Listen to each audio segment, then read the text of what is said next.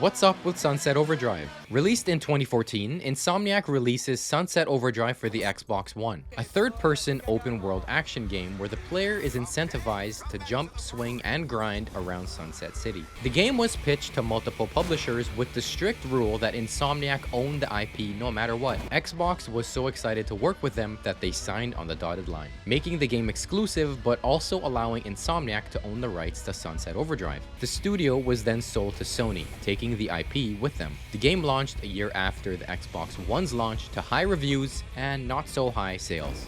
Alright, the game starts with your player character picking up trash while at some concert. The whole event is run by a company called Fizzco to promote a new energy drink, Overcharge, weeks before its official launch. Those who drink it start turning into monsters, called the OD. The concert goers start chugging and everyone else starts to run. Everything goes to shit. You meet fellow survivors, get some guns, and try to survive in Sunset City. A unique element of this game is that it really wants you to zip around like Tony Hawk. You can grind on just about anything that looks like you should be able to, like railings, electrical lines, edges of rooftops. And the same goes with bouncing, like bushes, cars, umbrellas, etc. There's no sprint, and the game pokes fun at that. The X button does basically everything. It initiates your grind, it lets you change directions, it's the dodge button as well, among other stuff. The right bumper lets you boost, so you can grind quicker. And endgame ability lets you air dash using the same button, but I really think you should have just been given this from the start. There's just been so many times where I feel like I barely missed the next bounce, killing my momentum. Anyways, I bring up the X button doing everything. It's because the controls are quite the learning curve. Once you get a hang of it, it feels great when you're juggling so many things at once. It's just weird taking your thumb off the analog stick to hit X when you're expected to shoot OD and manage where you're grinding at the same time. If you have an elite controller, then just ignore me.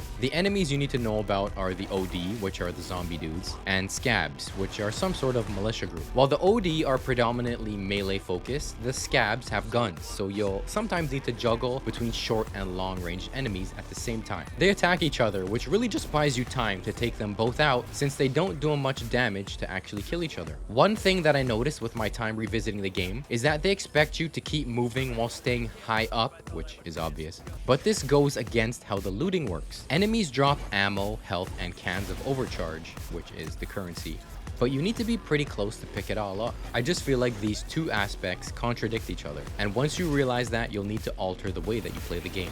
The game is also a precursor to Spider-Man. Not just the high mobility, but also the voice actor is the same. Yuri Lowenthal voices Peter Parker and the main character in Sunset. Sam forgot one thing. If you don't help him, I'll throw your ass out on the street to fend for yourself. I'm on board with this. He's pretty good at the comedy aspect. It's just kind of weird hearing Spider-Man say these things. The comedy is great at times. I find it best when it's not trying too hard. Head on down to the tracks. I'll explain on the way. By myself? Hey, I know there's some scary shit out there, but it's all in how you look at it. You tell yourself you're gonna have a good time, you'll have a good time. Am I right? But seriously, those motherfucking OD will tear you apart. Be careful. Since the world is goofy as it is, there's plenty of ways to find something to laugh at. It's also funny with the weapons that you get, tons of innuendos like Saints Row level type of shenanigans. The game is gonna go down as a classic, so I don't want to speak about it too much, so let's just answer the question. Should you play Sunset Overdrive? Well, it's the perfect game if you want a break from your parents. Stole his money and left him for dead. Yeah. I'll break the news.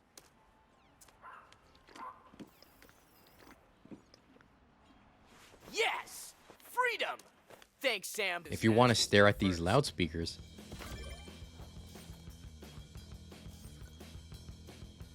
if you want to take Eddie's cutie kitty, That's the one who killed Eddie and took his cutie kitty.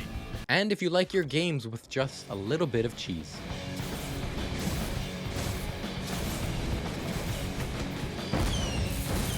What's up everyone, thanks for watching. Sunset Overdrive is on Steam and Xbox, so be sure to pick it up. It's pretty cheap, and it goes on sale quite often, so keep an eye out. It's one of those games that feels a little weird that it exists. It's an Insomniac Games Xbox exclusive. Words we never thought we'd hear before Sunset was announced. Anyways, thanks for watching, stay safe.